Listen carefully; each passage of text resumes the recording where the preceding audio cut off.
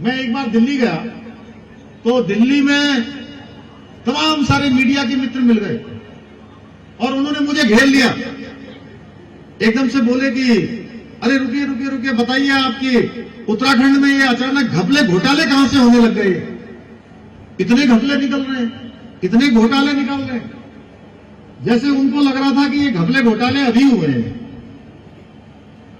मैंने कहा बहुत अच्छा अवसर मुझे मिल गया है और मैं समझ गया एक मिनट में कि पूरे भारतवर्ष के अंदर और ये बात जा रही है कि ये अभी और ये भारतीय जनता पार्टी के समय में या पुष्कर सिंह धामी के कालखंड में ये घपले घोटाले तो नहीं होने लग गए इतने सारे।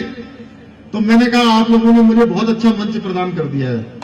मैं बताता हूं आपको कि ये घपले घोटाले आज के नहीं है, ये घपले घोटाले 2014-15 से लगातार हो रहे थे, रुकने का नाम ही नहीं ले रहे थे।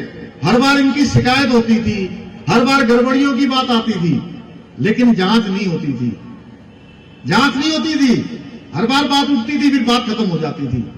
भाइयों बहनों, मैं अपने बड़े बुजुर्गों से, अपनी माताओं बहनों से, जिनका आशीर्वाद हमको सदैव मिलता रहा है, माताओं बहनों के लिए इसीलिए हमने अनेकों योजनाओं को भी प्रावधानित किया गया है।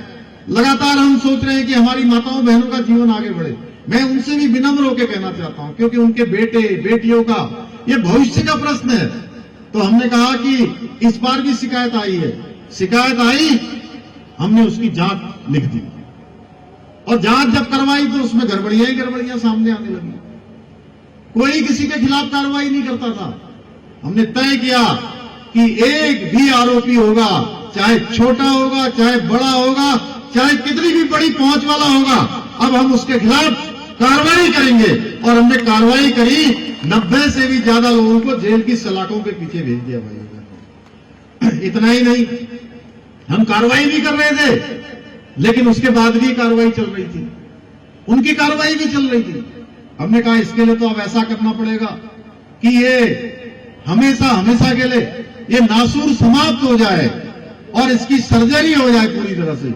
इसलिए हम बहुत मंथन करने के बाद भारतवर्ष का सबसे कड़ा कानून नकल अध्यादेश के रूप में लेकर आए, नकल अधिनियम के रूप में लेकर आए, जिसमें जहां उम्र कैद तक की सजा का प्रावधान है, सारी संपत्ति जब्त करने का प्रावधान है, और जो परोक्ष हो या प्रत्यक्ष रूप से जो करेगा उसके खिलाफ तो कार्रवाई होगी होगी, लेकिन जो परोक्ष रूप से भी इस गलत काम में, इस अपराध में संलिप्त होगा, उसके खिलाफ भी कड़ी कार्रवाई की जाएगी।